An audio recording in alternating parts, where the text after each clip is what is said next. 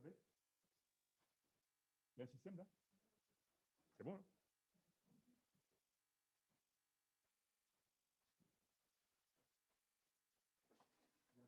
Ah, d'accord.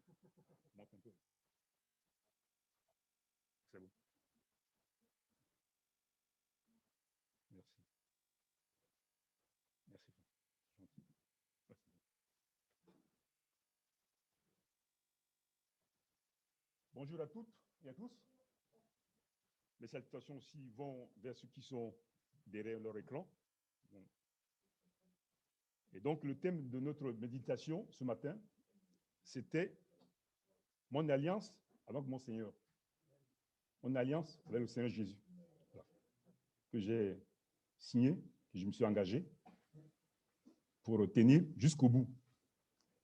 Et cela représente ce que un homme avec une jeune femme prennent pour marcher ensemble, en projetant l'avenir de vivre ensemble. Voilà.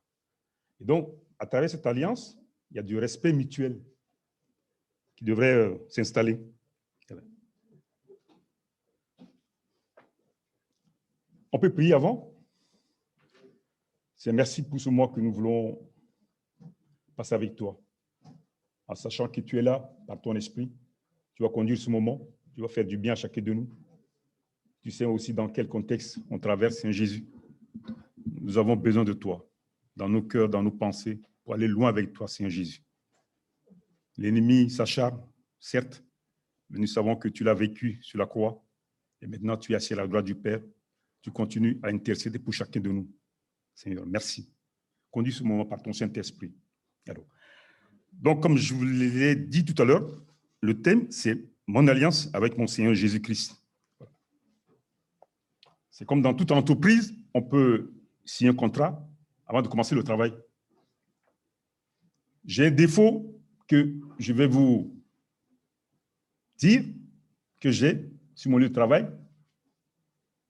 et que à chaque fois, quand je viens de proposer mes vacances, mon directeur me dit, mais Jean, toi, tu viens toujours en retard.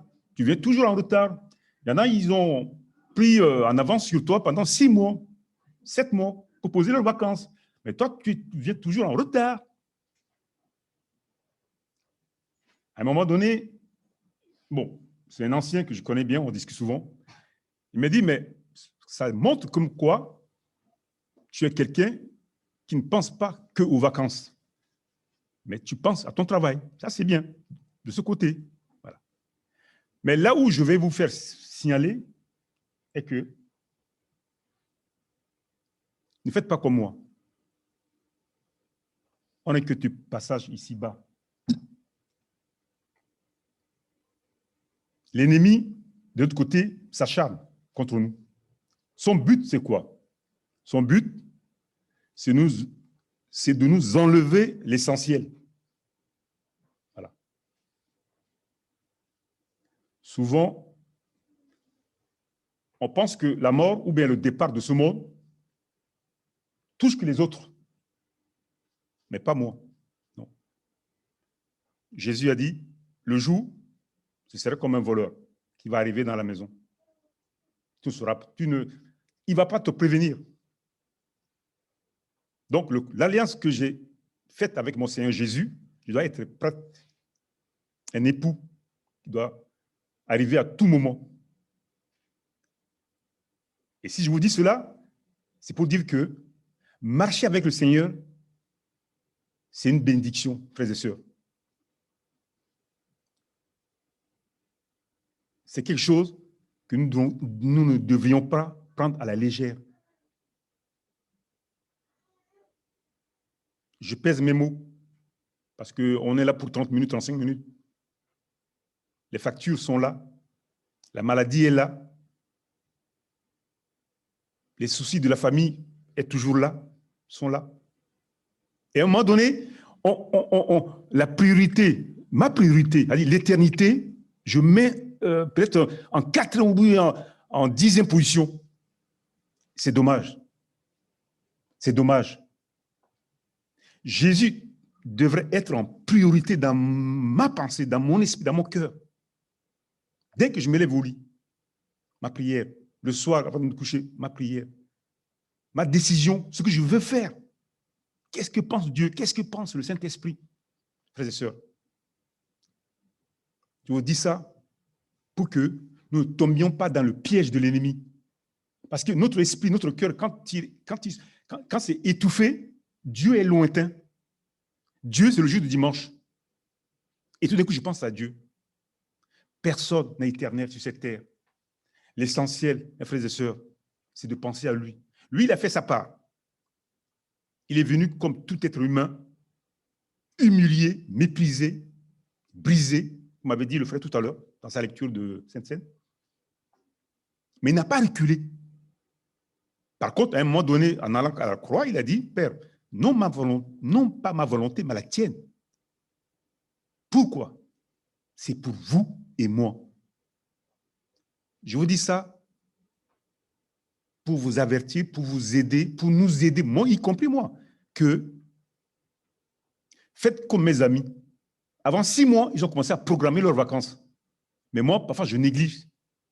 Je ne sais pas programmer les vacances au-delà de 3 ou 4 mois. C'est normal, c'est leur droit. Voilà. Mais prenez ce bon côté-là, de penser à ton Seigneur. Ça peut arriver par surprise où tu dois quitter ce corps. Voilà. Celui qui tire sur les ficelles de la souffrance, des difficultés, des soucis de la vie, c'est l'ennemi, pour nous troubler de l'essentiel, qui est Jésus-Christ. Première lecture, pour vous rentrer dans cette pensée, mon alliance avec mon Seigneur dans l'éternité.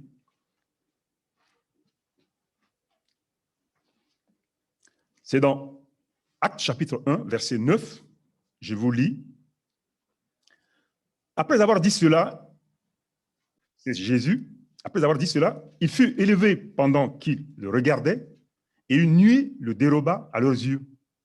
Et comme ils avaient les regards fixés vers le ciel pendant qu'ils s'en allaient, voici 2 hommes vêtus de blanc leur apparurent et dirent, hommes galiléens, pourquoi vous arrêtez-vous à regarder au ciel? Ce Jésus qui a été enlevé au ciel du milieu de vous viendra de la même manière que vous l'avez vu allant au ciel. Deuxième lecture, c'est dans Hébreux, chapitre 13, verset 14. Je vous lis. Car nous n'avons point ici bas de cité permanente, mais nous cherchons ce qui est à venir. Voilà. Troisième lecture, c'est dans Jean, chapitre 14, verset 1 à 3. Oui, chapitre 14, verset 1 à 3, je vous lis. Il y a plusieurs demeures dans la maison de mon Père. Si cela n'était pas, je vous l'aurais dit, je vais vous préparer une place, et lorsque je m'en serai allé et que je vous aurai préparé une place, je reviendrai et je vous prendrai avec moi, afin que là où je suis, vous y soyez aussi. Voilà.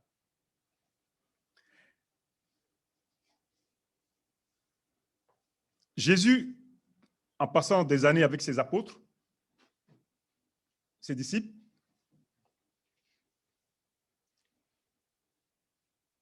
il leur a révélé la nature de Dieu. Il a cherché à les enseigner, c'est-à-dire à leur faire comprendre et faire la différence entre la vie de ce monde et la vie céleste. Voilà. Et donc, en donnant cet enseignement, les apôtres, les disciples ont commencé à comprendre ce qu'est la nature de Dieu, la vie de Dieu. Rappelez-vous quand, à un moment donné, Pierre demande à Jésus qui veut prier pour que du ciel vienne une force, une tonnerre pour tuer quelqu'un. Jésus lui a dit, cet esprit qui t'anime, ça ne vient pas de Dieu, mais ça vient de Satan. Parce qu'en moi, je n'ai pas la nature de Dieu. Je suis un enfant colérique, un jeune colérique, une fille colérique. Pourquoi Jésus a dit ça à Pierre?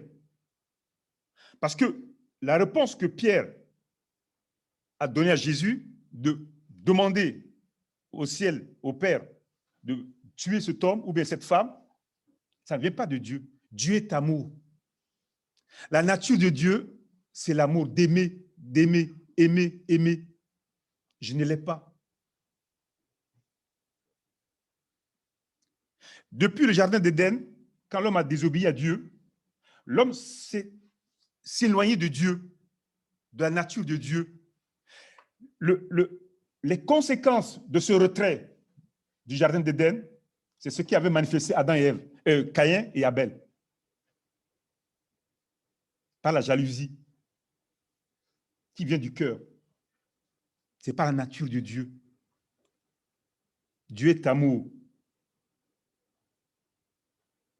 Respecter l'alliance que j'ai avec Jésus, c'est de commencer à rentrer dans la volonté de Dieu, à vivre selon la volonté de Dieu. Commencer à aimer, à aimer, à aimer, à supporter, à supporter. Même si tu sais que ce n'est pas facile à la maison ou dans ton voisinage ou sur le lieu professionnel. Pour ma part, sur ce point, je ne suis pas encore parfait. Mais Dieu a commencé à me donner la leçon quand j'étais en tant que footballeur, et en sachant que l'autre, il me fait des crochets, et il me regardait, il souriait.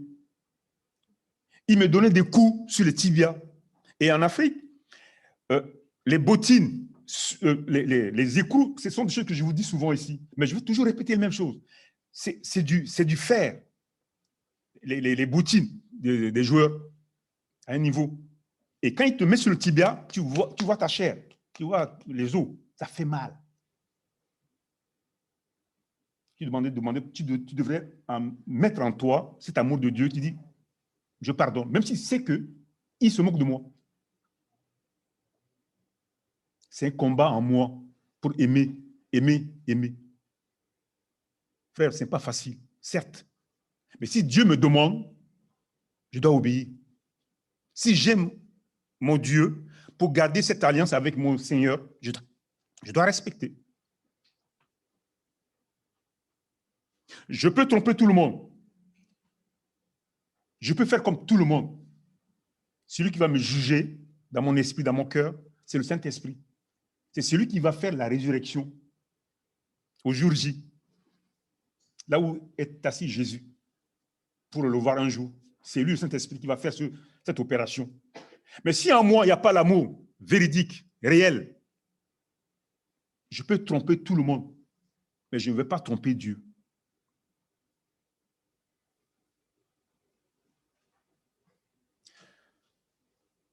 Prendre la nature de Dieu, c'est obéir à Dieu, obéir à la parole de Dieu. Et à ce moment, le Saint-Esprit qui a été envoyé au jour de Pentecôte va commencer à faire son devoir dans mon cœur, dans mon esprit, pour me transformer, pour me préparer à la résurrection, au jour J.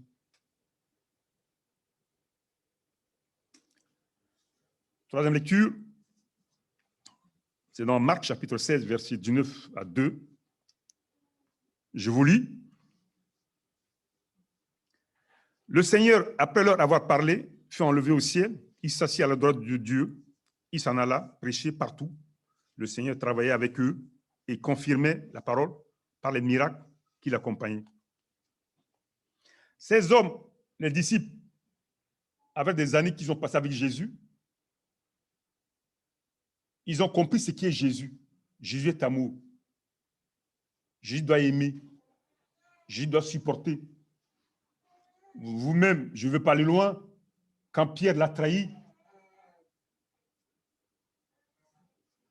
et que Jésus lui a dit, mais tu sais, le coq chantera 3 fois. À ce moment, tu te rappelleras de ce que tu as dit. Mais quand Jésus est ressuscité, Jésus est allé chercher Pierre. Pierre a tout laissé tomber. Parce que Pierre a compris qu'il n'a rien saisi de l'amour de Dieu. L'amour a transformé Dieu pour aller encore derrière celui qui l'a trahi. Entre nous, ce matin. Et puis ceux qui nous écoutent sur le Zoom. quand une amie ou un ami te trahit, ça fait mal ou ça fait pas mal? Ça fait mal, très mal. Mais Jésus est retourné pour aller chercher celui qui l'a trahi. Frères et sœurs, ce n'est pas moi qui le dit, qui dit ce que je vous dis ce matin. C'est la parole de Dieu qu'on lit avec vous. C'est ce que Dieu demande en nous, à travers cette alliance. La trahison. La trahison, ça fait mal, très mal. Est-ce que je suis prêt à pardonner à celui qui m'a trahi? Je laisse la question sur votre cœur ce matin. Si on vous a trahi, si on vous a fait du mal. Jésus est retourné vers le traître. Judas, s'il s'est mis à genoux, il a crié à Dieu. L'amour de Jésus, l'amour de Dieu, allait tout changer. Et il a préféré aller se suicider. Pierre, reviens. Et l'enseignement a continué. Même tu. À un moment donné, Pierre a dit, tu sais toutes choses. Donc, je ne peux rien te cacher. Je ne peux pas faire le malin avec toi, Seigneur. Frères et sœurs, c'est la parole de Dieu. Je me répète à nouveau. Je ne juge personne. Je ne suis pas là pour donner de leçons à personne. Mais c'est la parole de Dieu. Je suis chrétien ou pas? Je dois vivre avec Jésus ou pas?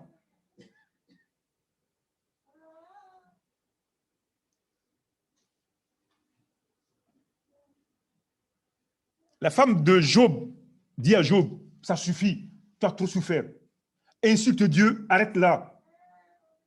Qu'est-ce qu'il a dit Job? Job a dit, j'aime mon Dieu, même s'il fait bon ou mauvais, je l'aimerai toujours.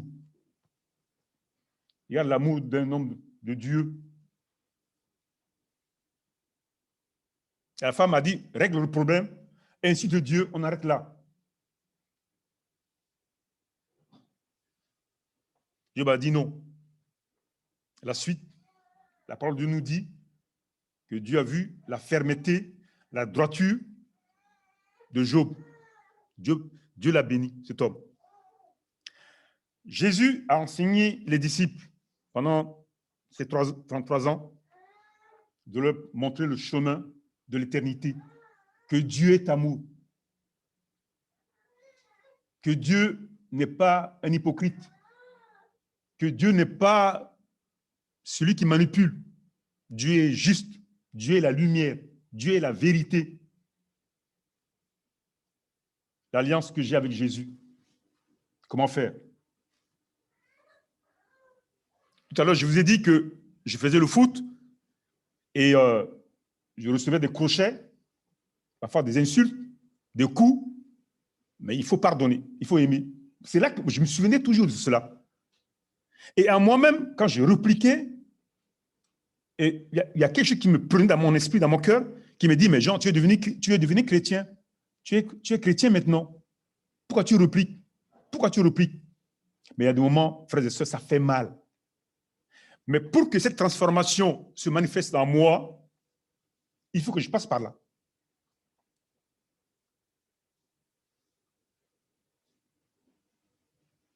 La nature de Dieu doit m'envahir. L'obéissance de Dieu doit me tenir. Sinon, au moment des épreuves, je serai comme les deux disciples sur le chemin d'Emmaüs. Ils viennent parce que Jésus est connu par tout le monde en Judée, à l'époque. C'est un homme quand même qui ressuscite des morts, qui guérit des maladies. Pour eux, c'est une popularité. Ils venaient à l'église, ils venaient avec Jésus pour avoir la popularité, pour se faire connaître. Ces deux hommes sur le chemin d'Emmaüs. Il fallait qu'eux aussi, Jésus va les rattraper sur leur chemin de découragement, de l'abandon, pour les ramener. Ce que je vous ai dit depuis qu'on était ensemble, c'est que l'éternité vous attend. ces deux disciples sont retournés. Parce que quand Jésus leur parle de l'évangile, leur corps est réchauffé, s'est réchauffé. C'est la puissance du Saint-Esprit. Le diable, à un moment donné, dans notre vie, devant les épreuves de la vie, la solitude, les soucis, il cherchera à nous enlever Jésus dans notre cœur, à casser cette alliance. Jésus a souffert. On prend son chemin. Il a été trahi, humilié, méprisé, mais il n'a pas abandonné. À la fin, vous verrez, il dira que Père, tout est accompli. Redonne-moi ma royauté que j'avais auparavant auprès de toi. Je vais maintenant retourner vers toi. J'ai fait mon enseignement, je leur ai laissé ton enseignement. Et donc, vous et moi, ce matin, la vie de Jésus avec la vie des apôtres, ça nous servira de leçon.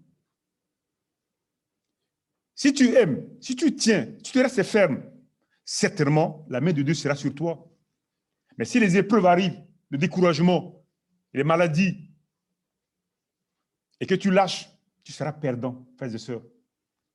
Beaucoup ont lâché la main de Dieu pour le présent siècle, pour quelques difficultés, pour quelques soucis.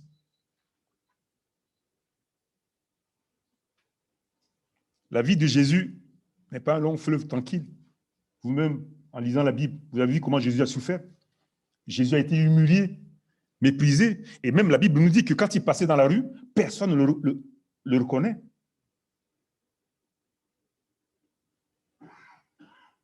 La génération d'aujourd'hui est très orgueilleuse. Je m'excuse de vous dire ça, je fais partie. Son honneur est très important. Sa fierté, sa beauté, il en tient. Et le diable en profite pour faire tomber beaucoup. Son honneur est important, sa liberté est importante.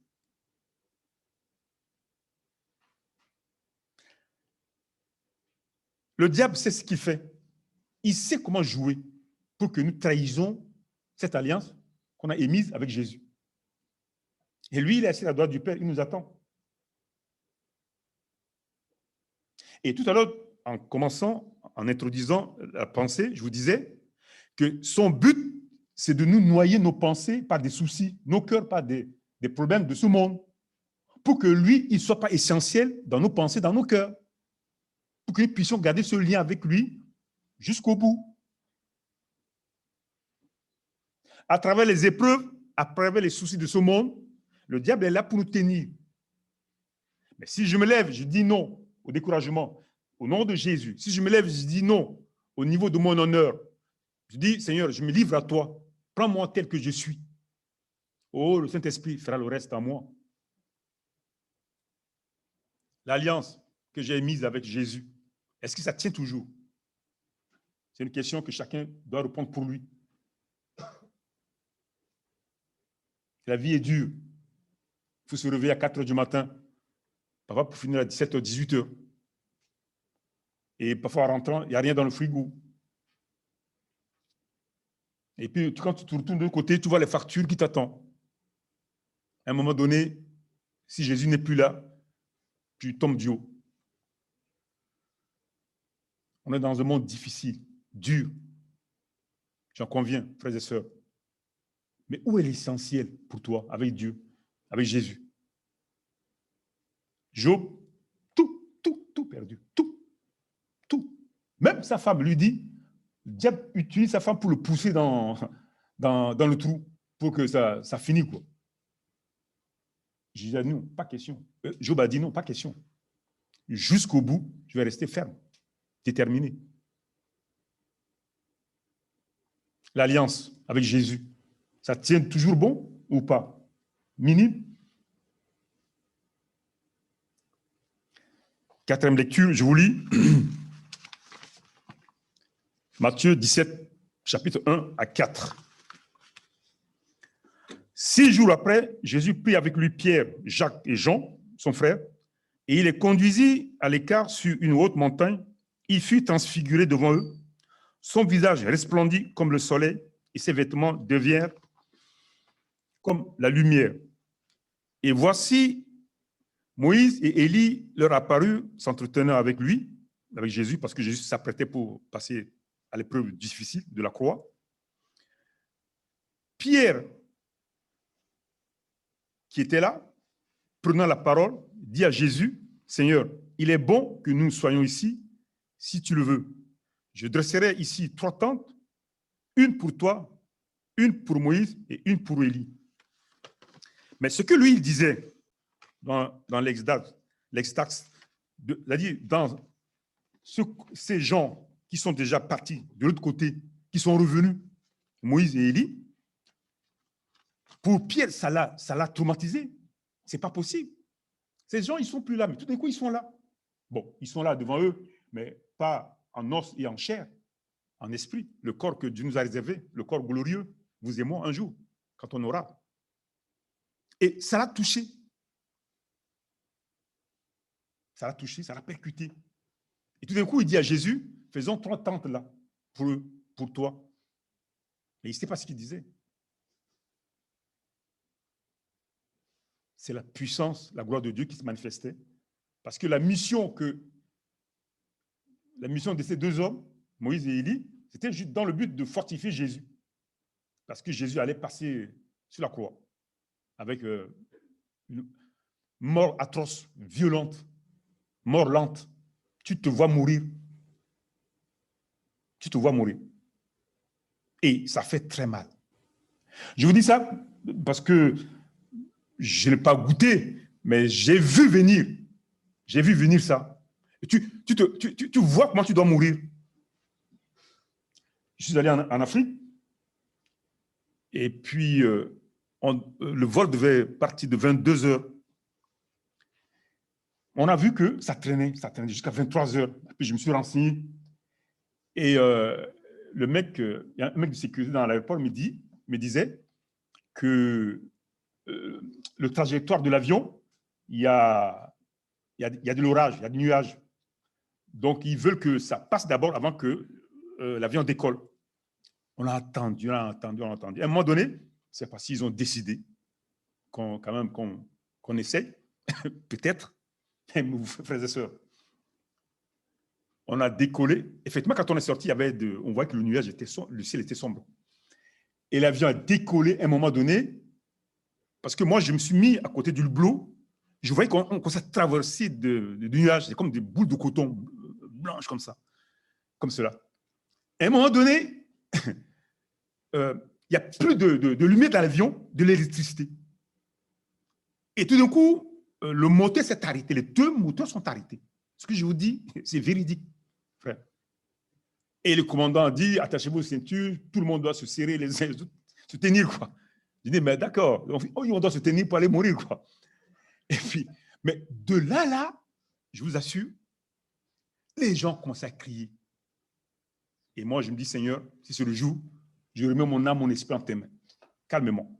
Mais il y a des bruits, parce que l'avion commence à planer, à tanguer. Il n'y a plus de lumière, il n'y a plus de moteur. À un moment donné, quand on a traversé le nuage, on a vu tout d'un coup, les lumières sont revenues, et on a vu que l'avion a commencé à prendre sa force pour commencer à remonter à nouveau.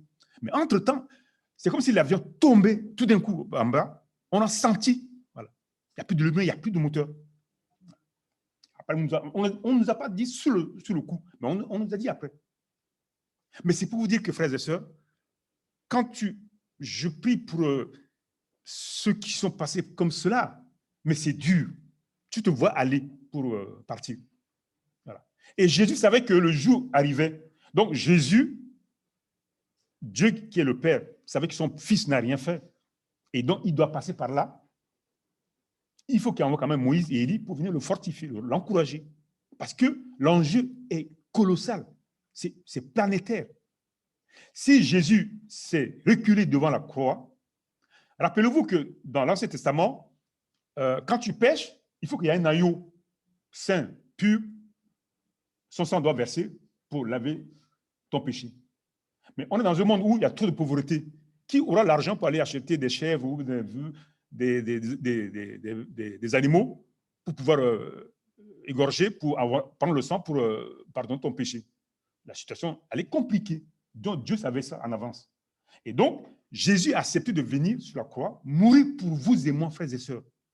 Et si Jésus ne l'avait pas fait, vous et moi, pour laver nos péchés, il faut trouver un moyen, des animaux achetés, égorgés, et puis qu'un homme de Dieu soit là pour nous purifier. Mais il y a un qui s'est levé, qui s'appelle Jésus-Christ, qui est mort sur la croix pour nous, pour vous et moi. Et ça, beaucoup de chrétiens ne prennent pas en considération cela. Jésus a fait quelque chose de colossal. Il a ouvert la porte du ciel, frères et sœurs. Sachez-le. Voilà. Et donc, si je vous dis ces choses, c'est pour dire que la mission que Jésus allait faire en donnant sa vie sur la croix, le diable savait. Donc, il savait que si Jésus ne va pas, l'humanité ira en enfer.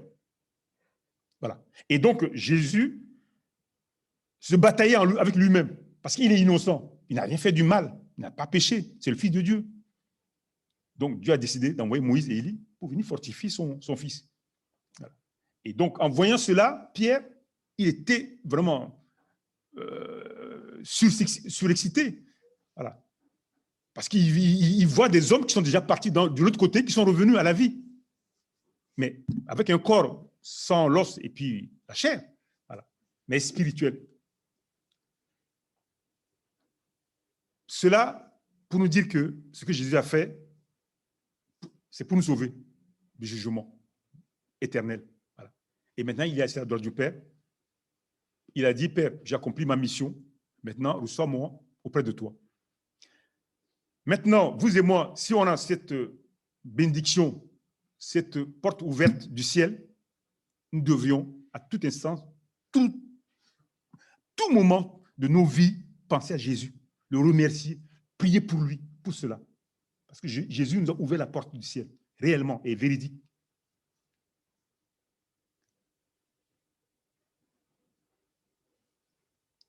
L'ennemi, en sachant cela, que vous et moi, on aura l'éternité, qu'est-ce qu'il fait?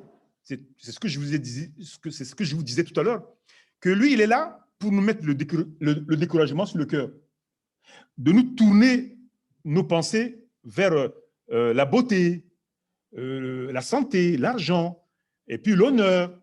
Voilà. Et ce sont des choses éphémères. Éphémères.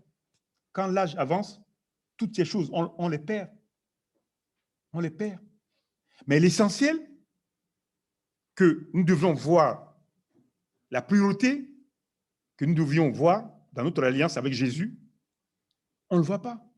Parce qu'on est tenu par le côté sentimental, par le côté de la richesse, par le côté d'intérêt personnel. Or, ces choses-là sont éphémères. Et si on voit nos parents qui sont autour de nous, qui ont vécu que dans la richesse, qui ont vécu en cherchant que le sentiment, mettre le problème sentimental en priorité, ou bien d'autres intérêts en priorité dans nos vies, autour de nous, ces gens, ils n'ont rien gagné. Ils n'ont rien gagné. Souvent, quand je passe à côté des cimetières, je vois marqués sur ces tombeaux, mais il y a des généraux, il y a des officiers supérieurs, il y a ceux-là. Ces gens, ils sont devenus comme nous. Et tous, on sera dans la cimetière ensemble, qu'importe le niveau, le niveau de vie sociale.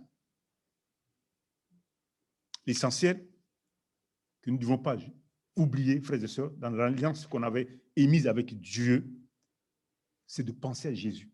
Parce que lui, il nous a tout dit. Tout dit. Je m'en vais pour vous préparer des demeures. Et puis, je reviendrai un jour vous chercher avec moi. Soit pas à l'instant, mais soit à l'avenir. Qui va venir?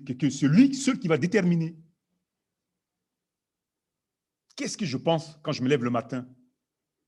Partir en vacances, comme mes copains, pendant 6 mois. Avant 6 mois, ils ont déjà pris leur rendez-vous, programmé. C'est leur droit, c'est normal. C'est une bonne manière de le faire. Mais moi, en tant que chrétien, qu'est-ce que je programme? Qu'un jour, si je quitte ce monde, Notre point, est-ce que je vis dans la volonté de mon Dieu, de mon Seigneur? Tout à l'heure, je disais on lisait avec vous que Jésus a pris au moins 33 ans pour former ses disciples. Père a dit que le tonnerre du ciel descend sur celui qui le contraint. Jésus lui a dit non, non, ce qui t'anime, ce n'est pas l'esprit qui vient de Dieu. La méchanceté, la haine, la jalousie. Frères et sœurs, c'est la parole de Dieu qui nous dit ce matin, si vous êtes dans tel état d'esprit, de cœur, demande à Dieu de vous aider d'enlever cela. Pierre a trahi Jésus, mais après la résurrection, Jésus est allé pour chercher le traître. Pour vous et moi, c'est impensable. Quelqu'un qui m'a trahi, je ne peux pas le pardonner. L'amour, Dieu est amour.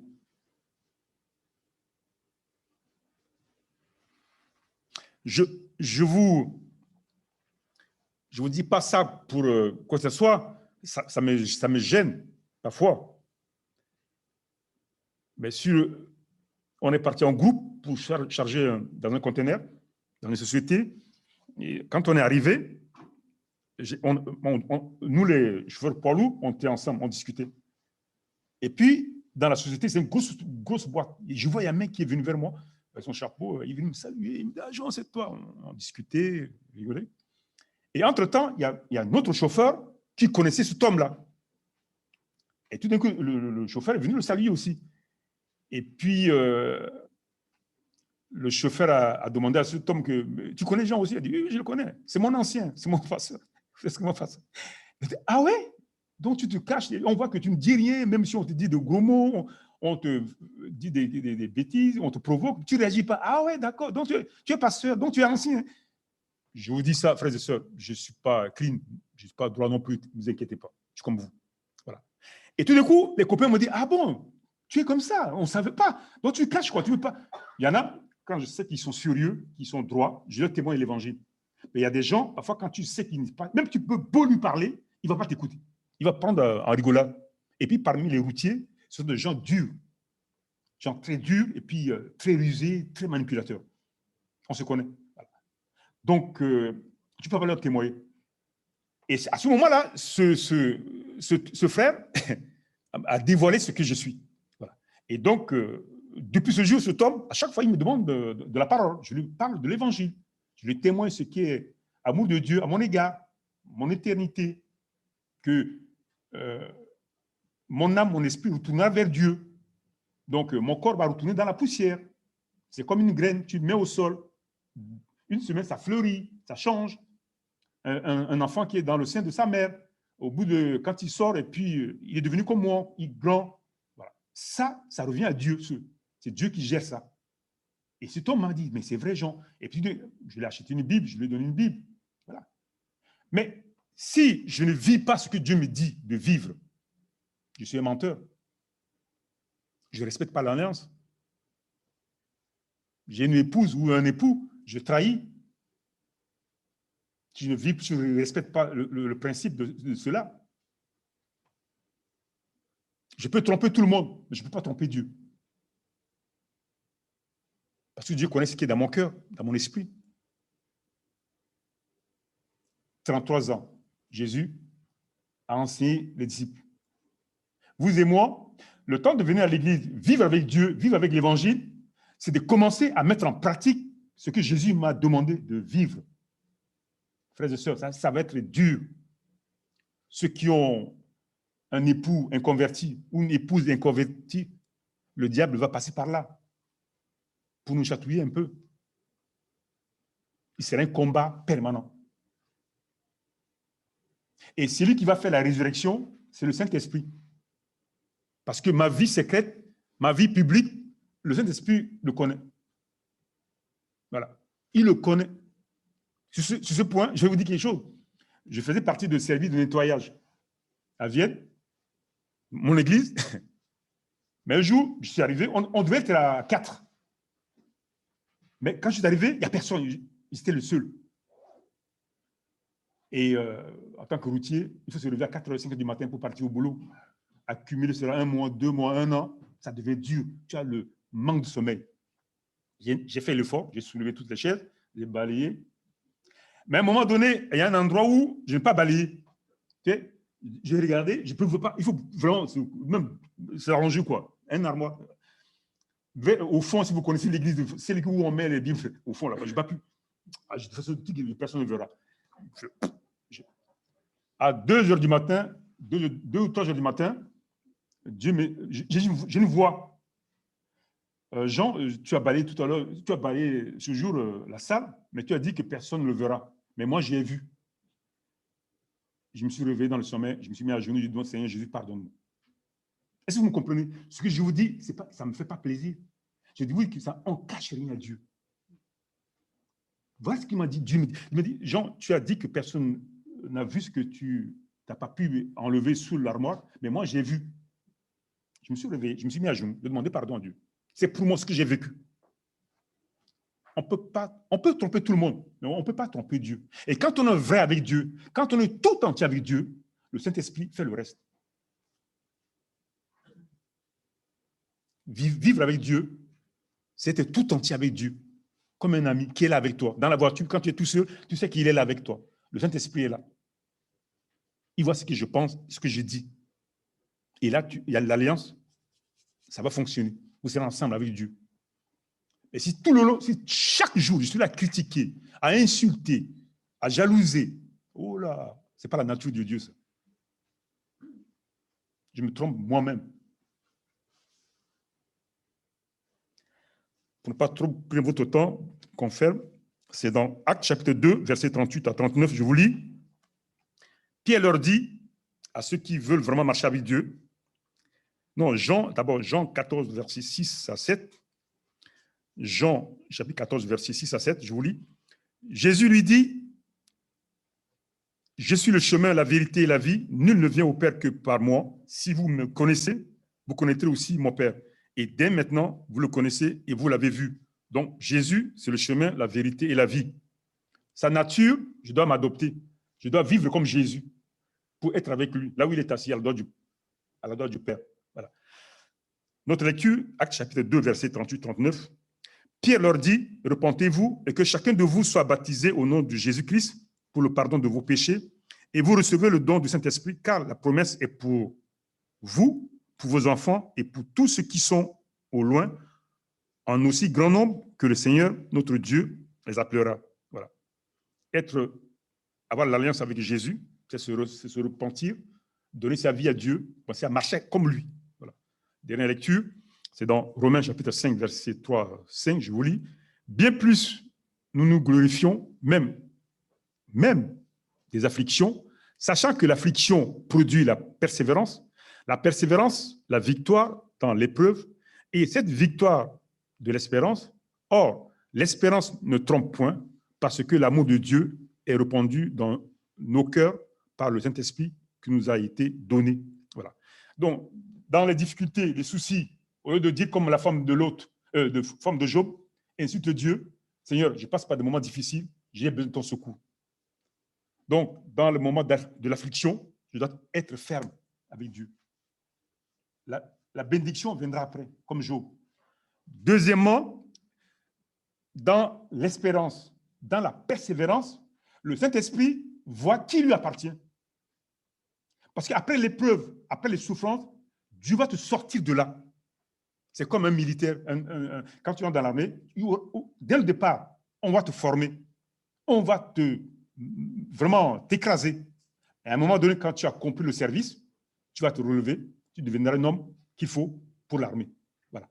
Donc, un homme de Dieu ou une femme qui appartient à Dieu, à un moment donné, tu vas passer par des souffrances, des difficultés de la vie. Mais celui qui ne veut pas que tu ailles loin avec Jésus, c'est l'ennemi. Il va chercher à faire tout pour t'arrêter. Mais si tu restes ferme, persévérant, déterminé, le Saint-Esprit fera le reste. On prie? C'est merci pour ce moment que nous avons passé avec toi, à travers ta parole. Nous savons que tu es là au milieu de nous, par ton esprit. Seigneur, j'ai pu dire ce que tu m'as mis sur le cœur et à toi de faire le reste dans les cœurs, les pensées de mes frères et sœurs qui sont là, Seigneur Jésus. nous savons que nous avons une force invisible qui est là, qui est déterminée aussi pour nous arrêter sur ce chemin de la vérité et la vie avec toi, Seigneur. Nous savons que tu l'as vécu déjà sur la croix. Et à ton nom, Jésus, te confie mes frères et sœurs ce matin en tes mains. Et ceux qui sont derrière leur écran, d'être avec eux dans des moments difficiles, dans des moments où parfois on ne comprend plus rien, Seigneur. Que ton esprit nous ramène toujours dans cette alliance qu'on a faite avec toi pour l'éternité. Parce qu'on sait que tu as sur la droite du Père, tu continues à prier pour chacun de nous, Saint Jésus. Garde-les sur le chemin de retour et que ton Saint-Esprit continue à faire son travail en nous pour nous transformer à ton image, pour nous préparer à cette résurrection avec toi, Saint Jésus. Merci, Père, pour ton amour, de ce que tu as donné ton Fils unique qui est venu sur cette terre, qui nous a montré ta nature, ta façon de vivre, pour que nous puissions aussi s'adapter et à se préparer à cette résurrection pour être avec toi dans l'éternité. Merci, Jésus, pour l'obéissance, de ce que tu as obéi à ton Père pour venir passer cette souffrance sur cette terre, pour nous laisser ta parole et pour le prix payé sur la croix. Maintenant, tu es assis à la droite du Père. Tu continues à intercéder pour nous. Et merci aussi pour l'envoi du Saint-Esprit qui est là, qui est venu au jour de Pentecôte, qui habite en nous, parce qu'on est son temple, que tu puisses, à travers le Saint-Esprit, travailler nos pensées, nos cœurs, pour que nous puissions rentrer dans ta volonté, vivre avec toi jusqu'au bout, Seigneur Jésus. Ce n'est pas facile, c'est un combat de longue haleine, mais nous savons que ce que tu as commencé, tu le finiras en nous amenant dans cette beauté complète spirituelle avec toi, Saint Jésus. Bénis cette journée. Garde mes frères sur le chemin de retour, Saint. Et bénis aussi mes frères à travers l'écran, Saint. Au nom de Jésus. Amen.